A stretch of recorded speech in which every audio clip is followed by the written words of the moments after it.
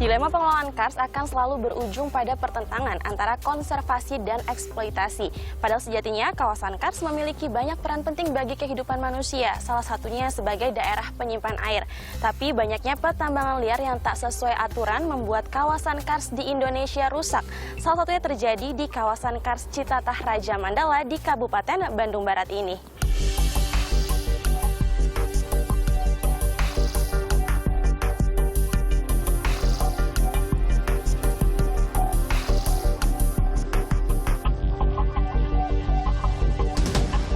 Kawasan Kars Citatah Raja Mandala terbentang seluas 270 hektar.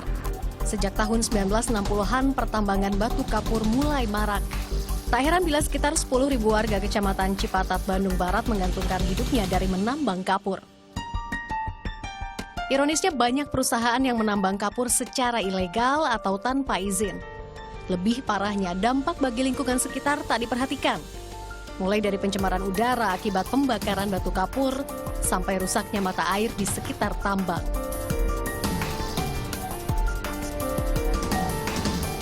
Nah, ini salah satu mata air yang ada di kawasan Kars Citatah Raja Mandala. Meski mata airnya bisa terbilang cukup besar, tapi karena aktivitas pertambangan, mata air di sini warnanya menjadi lebih keruh dibandingkan dengan mata air pegunungan lainnya.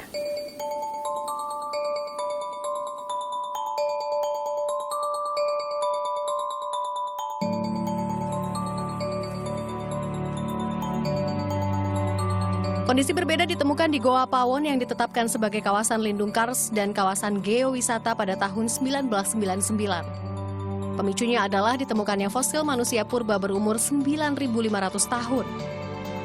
Tak ada kegiatan pertambangan, mata air di kawasan ini pun terlihat jernih.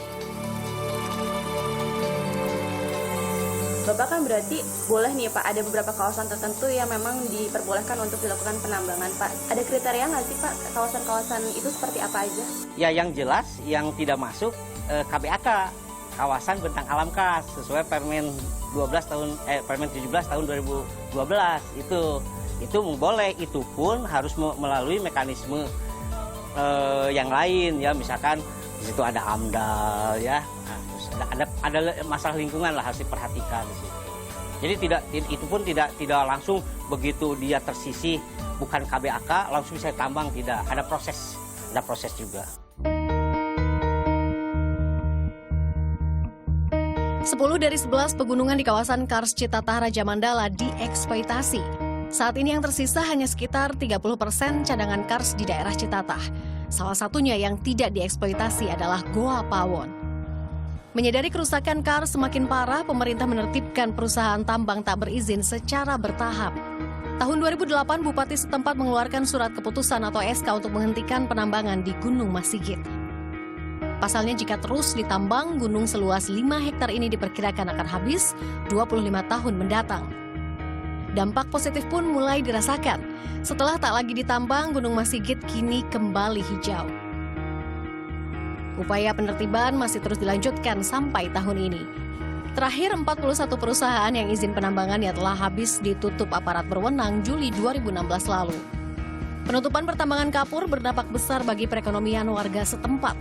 Salah satunya Eman Soherman yang harus kehilangan pekerjaannya.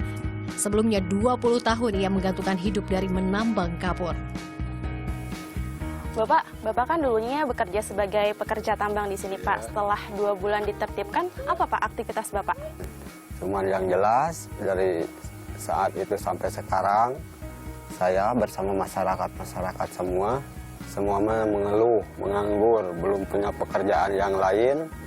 Karena harus kerja di mana, harus bagaimana, kan biasanya aktivitasnya cuma di situ saja. Menurut data dari Kementerian Energi dan Sumber Daya Mineral, ada 30 perusahaan yang memiliki izin beroperasi di kawasan Kars Citatah Raja Mandala. Dalam mengeksploitasi kawasan kars, perusahaan wajib mengikuti prosedur pemeliharaan lingkungan yang ditetapkan. Di dalam proses pengambilan bahan alam berupa batu gamping itu tentu ada teknik penambangan yang baik. Sehingga yang pertama menjamin kelestarian, keindahan dan keunikan lingkungan. Yang kedua, tentu keselamatan bagi masyarakat penambang itu sendiri. Dan yang ketiga adalah melakukan reklamasi, ya sekali lagi melakukan reklamasi pada daerah-daerah yang sudah selesai penambangannya. Penertiban juga dilakukan di Karawang. Aktivitas pertambangan sudah dihentikan sejak tahun 2014 lalu. Di tahun 2016 sempat ada perusahaan yang mencoba kembali mengeksplorasi tapi langsung ditertibkan oleh Pemda Karawang.